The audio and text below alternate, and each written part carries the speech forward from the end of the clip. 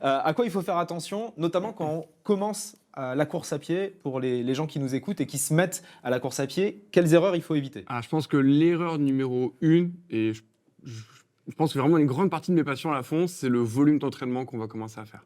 D'accord. Le piège de la course à pied, c'est qu'on a tous un peu déjà couru, c'est assez facile à faire, c'est intuitif, je mets une paire de baskets, j'y vais. Et souvent, on se base même un peu trop sur nos anciennes performances. À l'époque, je faisais des 10 km, à l'époque, je courais une demi-heure sans problème. Et Ça a l'air de parler à Gilles, ce que vous Gilles. dites. Gilles acquiesce. Et donc, quand on va reprendre, on va un peu se baser sur ça. Ouais. Je faisais une demi-heure, allez, je vais faire 25 minutes.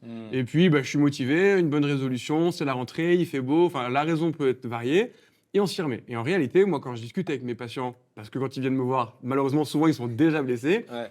et que je les questionne un peu sur, OK, on est parti de où et jusqu'où vous êtes allé avant que la douleur apparaisse, les volumes sont trop importants. On a tendance à sous-estimer, je trouve, l'effet cumulé des petites séances. Ouais. Et quand je dis à des patients, là, on va courir 5 minutes et on rentre à la maison, et ils me disent, mais c'est pas efficace. Alors, en fait, tout dépend pourquoi c'est pas efficace, mais en tout cas, pour vos tendons, ça va déjà avoir un effet. Il faut partir du principe que quand on court, en 1 minute, on fait entre 160 à 180 pas.